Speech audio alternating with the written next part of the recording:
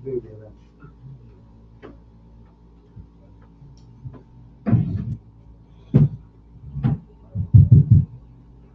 عليكم ورحمة الله وبركاته.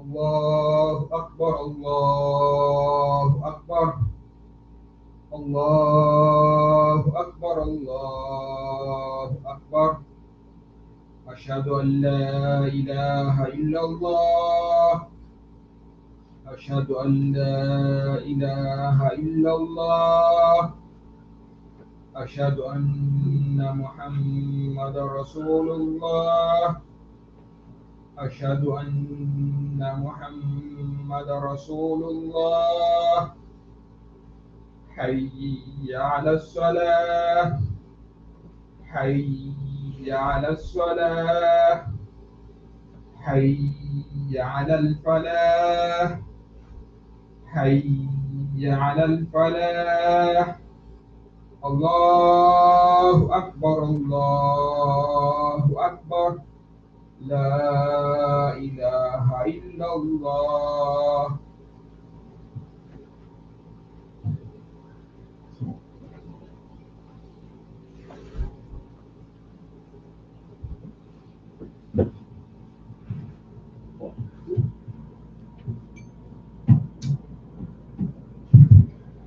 إن الحمد لله نحمده ونستعينه ونستغفره ونعوذ بالله من شرور أنفسنا ومن سيئات أعمالنا من يهد الله فلا مضل له ومن يضلل فلا هادي له وأشهد أن لا إله إلا الله وحده لا شريك له وأشهد أن محمدا عبده ورسوله أما بعد فإن الخير الحديث كتاب الله وخير الهدي هدي محمد صلى الله عليه وسلم وشر الأمور محدثاتها وكل محدثة بدعة وكل بدعة ضلالة وكل ضلالة في النار.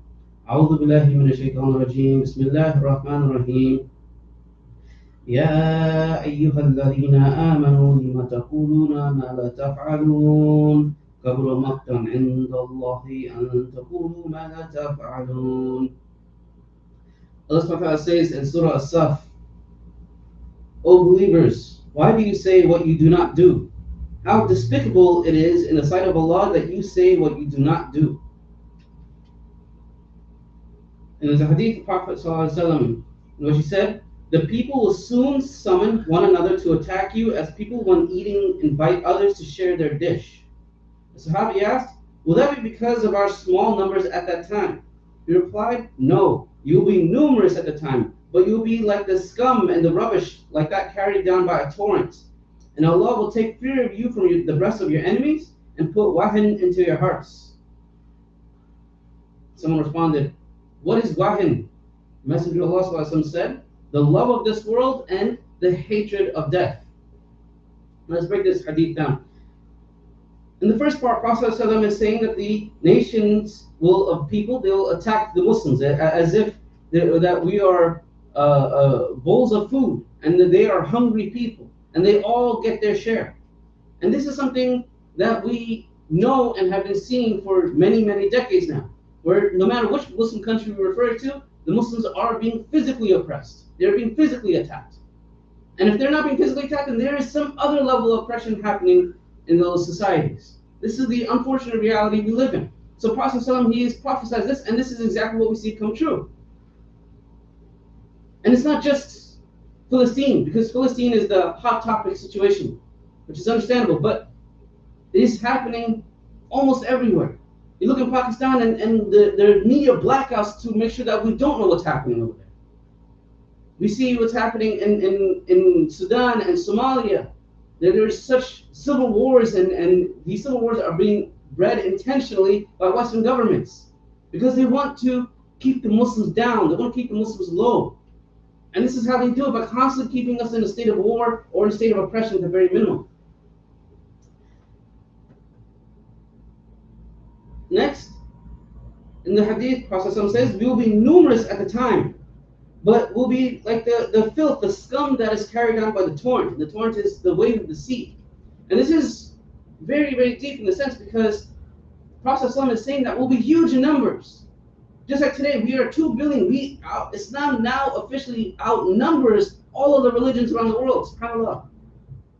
We're the largest religion in the world. And Prophet will be like the froth, the scum of the sea. If you've ever been to the beach and you look at the ocean, at the very end of the ocean, at the end of the tide, there's this filthy scum. That's it's like disgusting. It's different colors, like brownish color, and it's bubbly, and it looks very unappealing. When you see that coming at you, you immediately back away like, I don't want that touching my feet. That looks disgusting. Right? This is the end of the sea. This is the foam of the sea. And Prophet says we're going to be like this because it's the scum has no purpose on the ocean. It has no purpose. It does not do anything. But more importantly, it's carried out by the torrent, meaning it has no control of its direction. It has no power over of what's happening. It is just being pushed out to the bay, and it has no option otherwise. And this is exactly what is happening with Muslims. That no matter the situation, we have no control over our political movements and political ideologies. Right? All the politics that happen all around the Muslim world, and even in the Western world, that regards Muslims, we have no power over it. Right? Even through the means of voting and all that, the overall change has proven to be nil, being almost nothing for the Muslims. And then Prophet continues, Allah will take the fear of you from the breast of your enemies and put wahn into your hearts. In the absence of Islamic leadership, in the absence of the Khilafah, a united Muslim Ummah, the enemies of Islam have saw opportunity. They wanted the Khilafah to be destroyed. You can look into the history of the early 1920s and how the Kemal Ataturk was actually an agent of the Western governments. He was an evil person through and throughout. And so he was the final Khalifa, and he intentionally was a part of the mitigating factor that caused the breakdown of the Khilafah itself. And he did this under the guise of pretending to be a Muslim. But he was not, in fact, a Muslim. And Muslims did not know this. But at the same time, this happened because the Muslims were already so weak in their deen. The Muslims were already so weak. They were already so disunited at this point. All it took was a bare minimum shove to really make us completely break apart, to fall apart. And during the colonization of India, when the Muslims were being rounded up in India, there was a famous scholar. He approached the general of the British Army and he asked them, why did you break the Khilafah? Why did you break it apart? The Muslims were already so weak. Why did you break the Khilafah? And the response of the British general, he said that if the Khilafah still remained today, and even as weak as it was, as an external and internal government, as weak as it was, if the Khalifa had made a call for the Muslims to stand up for jihad, over 1 million Muslims would stand up, and no army on earth would be able to stand against them. So they had to break the Khilafah so that Muslims could never be united, so that they could not stand up for themselves. He's admitting this to this Muslim scholar. SubhanAllah, the brazen outspoken of his belief and his policy implemented. SubhanAllah, this is where we are today. And so with the breaking of the Khilafah, the enemies no longer have fear of the Muslims. Right? The general, he was afraid of Muslims standing up. Now he no longer has to worry about this. I mean, this is a man who's long gone now, but the fact still remains that the enemies no longer fear Muslims. And this is shown in how soon after, just a few years, that the Muslims were being attacked one nation after another, after another, after another, starting with Palestine and continuing out throughout all of the Middle East, Northern Africa, and other parts of the world as well. And then Prophet he mentions that we will have wahn in our hearts. And the Sahabi asked, what is wahn? And he says, Prophet says that the wahn is the love for this world and the hatred of death. And this is a twofold thing that we need to understand. The love of this world. Right? This means that we are people who chase the dunya. Now, there's going to always be a natural affection for our worldly life, our families, our materialist belongings, these things. This is natural. But if you compare it to the Muslims of a previous time, these things, as much as it mattered to them, did not outweigh the importance of Allah subhanahu wa ta'ala. Simple as that. Right? That if it meant to sacrifice everything they had to put their lives for the sake of Allah subhanahu wa ta'ala, that did not matter. They will do it in a heartbeat. You cannot ask the same of Muslims today. You cannot ask that of Muslims today. We love this world too much, to the point where we are actively disobeying Allah subhanahu wa ta'ala with mortgages and all these other things, taking loans, haram loans. So many Muslims were invested now, unfortunately, in gambling and alcohol as well, because we love this world so much. We cannot grasp the idea of letting go of it. And that's why it ties into the hatred of death. Prophet didn't say the fear of death. He said the hatred of death. These are two different things. Most people, they fear death. Yes, they don't want to die. But to hate death is taking it a step further. It means that you fear death so much, you dislike death so much, that you don't even want to think about it. You don't even want to comprehend its concepts. Even though death in itself is something that is talked often in Islam. The Prophet has even said that the mu'min is someone, the true believer, is someone who constantly thinks about death. He constantly thinks about death, and that's what keeps him aligned to the straight path. But Muslims nowadays, we hate death so much, we don't even want to comprehend this. We don't even want to think about it.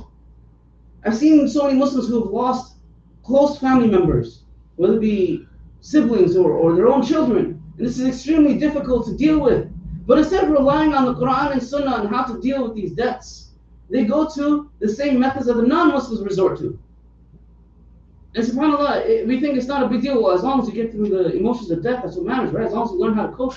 No, the coping mechanisms are outlined in the Quran and Sunnah. But we refuse to look in that direction. We don't even want to know what the Quran has to say. We don't want to know how Prophet dealt with the losses in his personal lives. We don't want to look at these things, but we want to see, well, how do non-Muslims cope with death? How do they have these anonymous groups. They have different methods of dealing with their anger. They take out their anger. They yell. This is the non-Muslim coping mechanisms for dealing with death. Islam is completely against these ideas, but Muslims don't look to that. It's not even in our hearts. It's not even in our nature to look at Islam first to see what Islam has to say. SubhanAllah. This is what Muslims have become. The hatred of death is so much we can't even look at the Quran when it comes to death. Now, with that said, almost all of us Muslims have this wahl in our hearts to some degree. Almost all of us have this strong affection for this dunya, and almost all of us have some level of hatred for death. It's who we are because we've been in this country. We've grown and bred to the point where we prioritize our needs here over the needs of Muslims elsewhere. But that hasn't stopped Muslims from wanting to try and help others overseas. And alhamdulillah for that, but the actions themselves, it's hard to say if they're misguided or just naive or what it may be. And I talked about this previously a year ago. But when I talked about it a year ago, I talked about how Muslims were focused on protests and writing letters to politicians and so on and so forth. And I said that these are not solutions to the problem. These do not actually do anything. We have to understand that these don't actually do anything. But now, there's been a major shift in the focus of action. And subhanAllah, this is coming from our scholars here in the West, our scholars, our Imams, our Ustad, the teachers, that they have drafted this document a few weeks ago. Maybe some of you have already seen this. This has been being shared on, by email, WhatsApp groups, whatever. Muslims are seeing this everywhere. This drafted document by the most renowned scholars and teachers and Imams here in America. In this document, they're urging Muslims to not vote Democrat or Republican this year. They're urging Muslims strongly, do not vote Democrat or Republican. And instead, vote third party. They're asking Muslims to vote third party. And the reason being is because third party is the only candidate to actually be anti-genocide, whereas the other two parties have made it very clear on their stance that they are pro-genocide of the Muslims. The third party has made it clear that they are anti-genocide. So the Muslim bloc and the scholars and all are pushing and urging Muslims to vote third party. And I have two main issues with this. And I'm going to make this clear now. I'm going to repeat it again later. I am not condemning nor condoning Muslims who vote third party. If you vote Democrat or Republican, then I will have issues this major. Yes, I absolutely condemn this. But If at this point in time, after everything you've seen, the genocide and everything, and you still believe that voting Democrat is better than the other guy from the Republican Party, or vice versa, then you still are completely brainwashed by the media. There's nothing. The guy is only from Las Palmas at this point. There's nothing anyone can do. Your heart is too cold towards the Muslims. That's all I can say about that. As harsh as that may sound. But this drafted document about voting for a third party. The two issues I have: one, what took these scholars, imams, and ustada and khatibs, whoever's on that list, what took them so long to urge Muslims to stop voting for Democrat and Republican? What took them so long? I'm not talking about 1 year ago. SubhanAllah. 3 days from now will be 1 year since the genocide of the Muslims started in Palestine. 3 days from now, 1 year ago. 1 whole year since the whole genocide of Palestine. SubhanAllah. But I'm not talking about 1 year ago. I'm talking about since post 9/11, when Afghanistan was invaded, Iraq was invaded, and then a few years later we had Somalia, Sudan, Libya, Yemen, Pakistan. I can keep on going with the list after list of Muslim country after Muslim country that were directly invaded and destroyed by our government. Directly destroyed. And then there are even more Muslim countries that have been indirectly destroyed by the American government, and they don't hide it. They have been proudly saying that they have been responsible for what's happened in other countries as well, Egypt and so on. And all these years, all these elections, not once have these imams and scholars have told Muslims, don't vote Democrat this time. Please don't do that. Look at the destruction they're causing. It doesn't matter if it's Republican or Democrat. The same destruction is happening regardless of the party that's in power. So why didn't the Muslims then speak out? What took so long? Why it took a whole year of a genocide of Palestine? Now they're finally coming up with this saying, please don't vote Democrat and Republican. What took so long? This hypocrisy is what hurts my heart the most. That the Muslims around the world never mattered all these years. Hundreds of thousands of children who died of starvation in Iraq alone. The sanctions that were put on Iraq. The millions of Muslims that have just been killed overseas. And that never mattered. But no, now this genocide, one year of this genocide it took for Muslims to finally speak up and say, please don't vote that route. I mean, subhanAllah, what have we come down to that the rest of the ummah no longer matters? Or that I don't understand what even was this shift, what caused this shift at this point?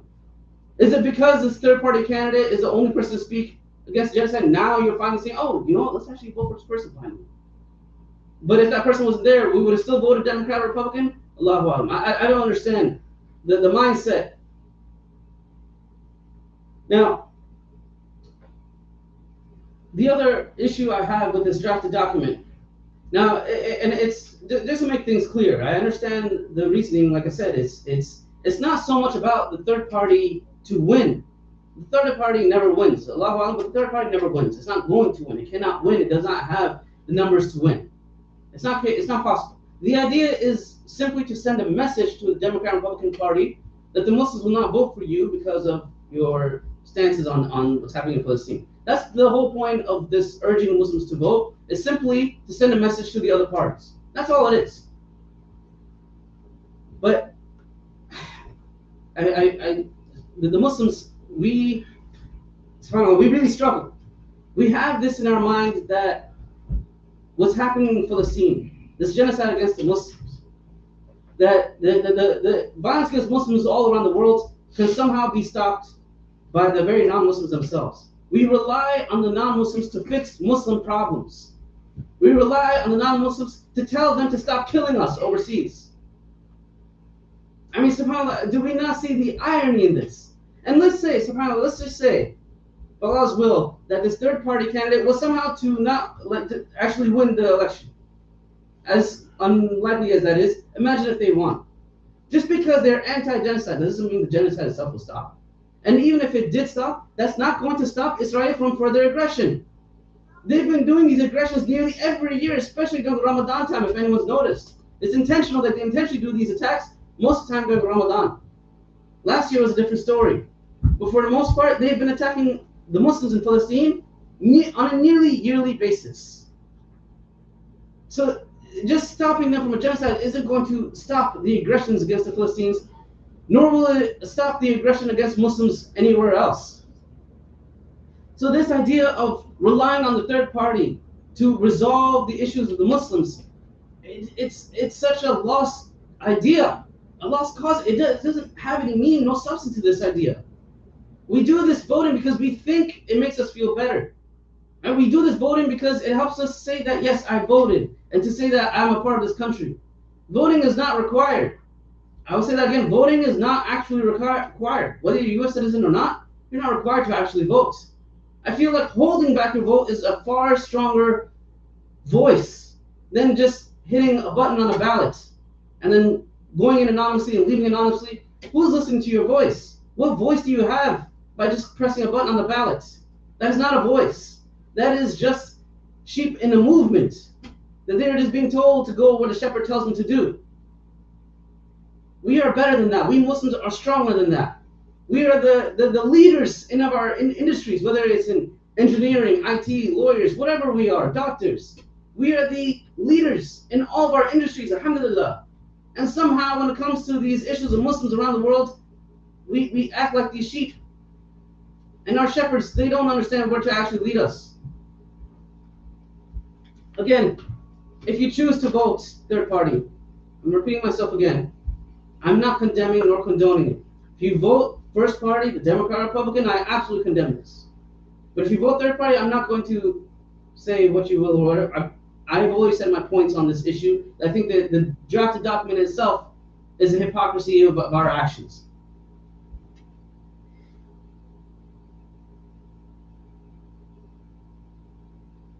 أقول قولي هذا وأستغفر الله ولكم ولسائر المسلمين فاستغفروه إنه هو الغفور الرحيم.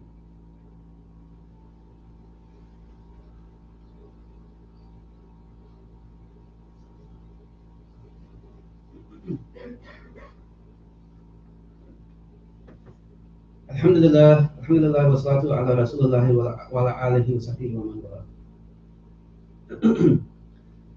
Allah subhanahu wa ta'ala says in Surah Al-Ra'd, إن الله يغير ما بقوم حتى يغيروا ما بأنفسهم. He says, Allah does not change the condition of a people until they change what is within themselves. Our condition is such that we are disunited. We are attacked aggressively all over the world. Even here in our, comfortable homes in America, we are also facing some levels of injustice. This is our condition, that the Muslims are disunited and attacked. And Allah is saying that He will not change our condition until we change what is within ourselves, our hearts and our minds. That has to change first if we want to see any real change for the Ummah itself.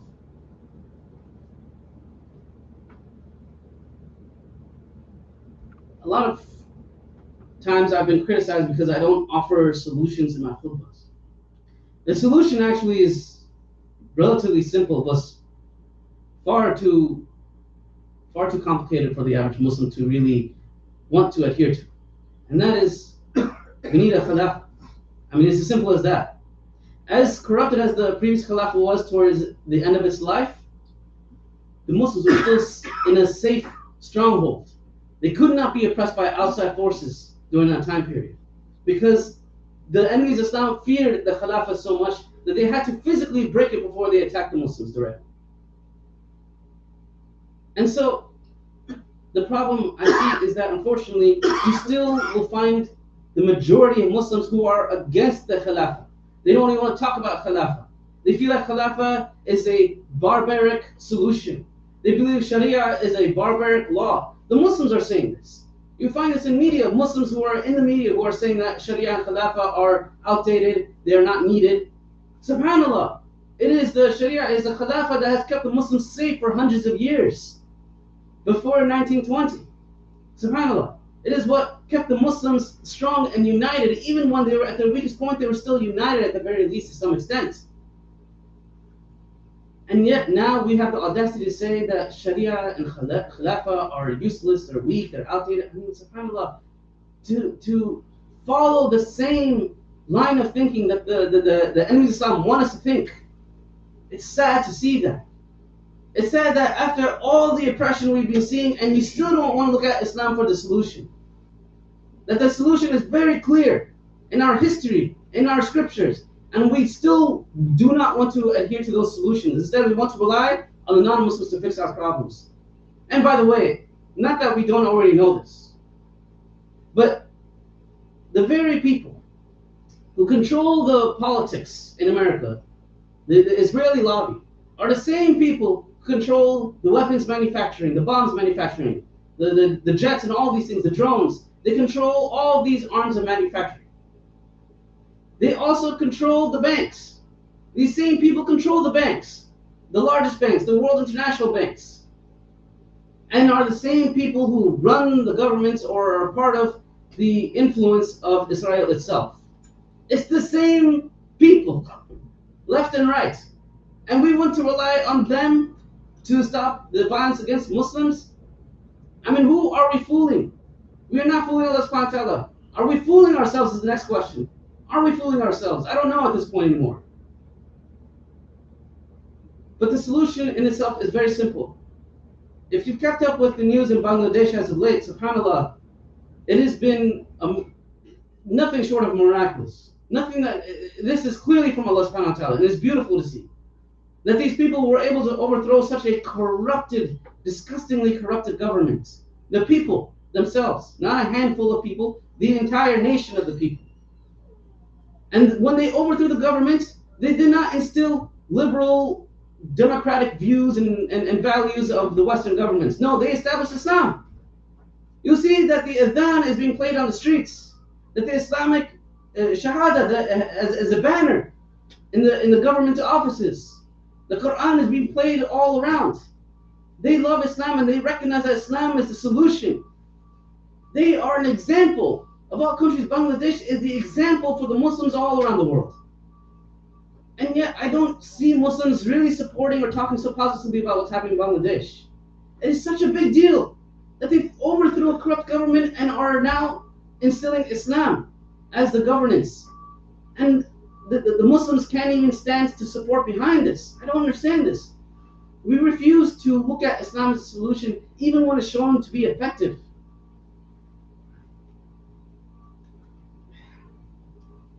اللهم صل على محمد وعلى ال محمد كما صليت على ابراهيم وعلى ال ابراهيم ثم بارك على محمد وعلى ال محمد كما باركت على ابراهيم وعلى ابراهيم في العالمين انك حميد مجيد. Ya Allah, please help strengthen our iman and make us among the mu'mineen. Ya Allah, please protect us from the fitna of the Dajjal. Ya Allah, please help ease the suffering of the Muslims around the world. Ya Allah, please give victory to the Muslims all around the world. Ya Allah, please accept the shuhada of the Muslims in Palestine, Kashmir, and every Muslim country. And Ya Allah, please forgive us for not doing enough for our Muslim brothers and sisters. سبحان ربك رب العزة عما يصفون وسلام على المرسلين والحمد لله رب العالمين. إن الله يأمر بالعدل والإحسان وإيتاء ذي القربى وينهى عن الفحشاء والمنكر والبغي يعظكم لعلكم تذكرون فاذكروني أذكركم واشكروا لي ولا تكفرون. أقم الصلاة. الله أكبر الله أكبر أشهد أن لا إله إلا الله أشهد أن رسول الله حي على الصلاة حي على الفلاح قد قامت الصلاة قد قامت الصلاة الله أكبر لا إله إلا الله.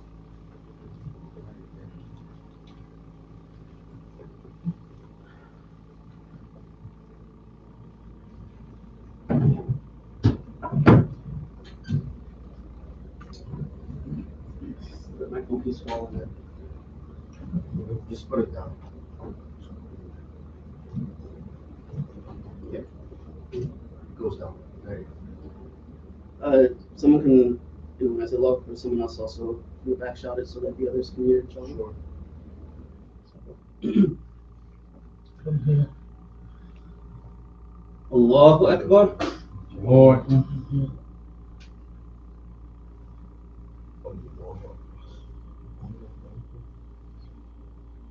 الحمد لله رب العالمين الرحمن الرحيم مالك يوم الدين إياك نعبد وإياك نستعين اهدنا الصراط المستقيم صراط الذين أنعمت عليهم غير المغضوب عليهم ولا الضالين آمين. والعصر إن الإنسان لفي خسر إلا الذين آمنوا وعملوا الصالحات وتواصوا بالحق وتواصوا بالصبر. الله أكبر.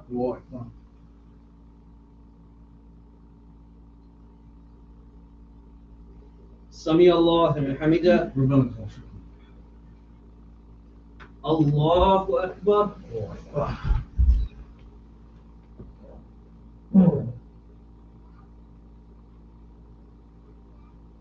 الله أكبر. الله أكبر.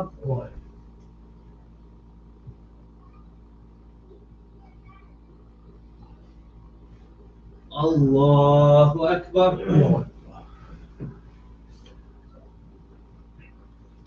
الحمد لله رب العالمين الرحمن الرحيم مالك يوم الدين إياك نعبد وإياك نستعين اهدنا الصراط المستقيم صراط الذين أنعمت عليهم غير المغضوب عليهم ولا الضالين. آمين. قل هو الله أحد الله الصمد لم يلد ولم يولد ولم يكن له كفوا أحد. الله أكبر.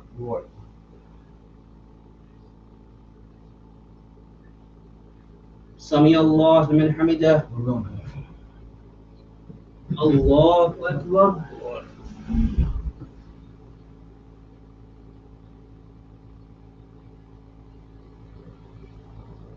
الله أكبر. الله أكبر.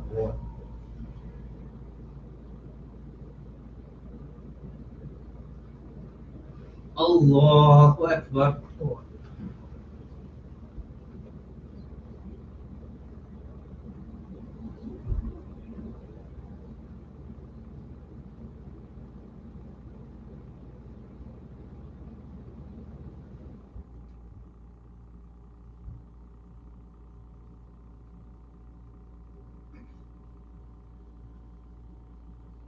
السلام عليكم ورحمة الله. السلام عليكم ورحمة الله.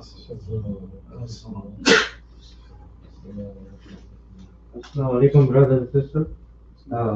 One who are watching from here and then one who can watch it from the internet now.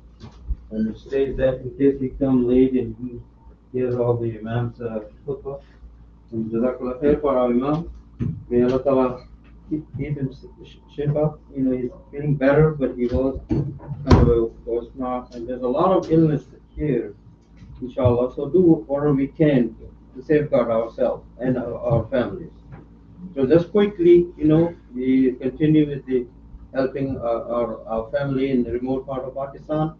And every day we talk and see what we can do, inshallah, what we gather here in the masjid, or what we can take care of in another way, inshallah. If you want to do it, just give me the cash, or you know, send it by Zelle, or you can drop the check in the donation box, the memo and says family, so we can put toward that.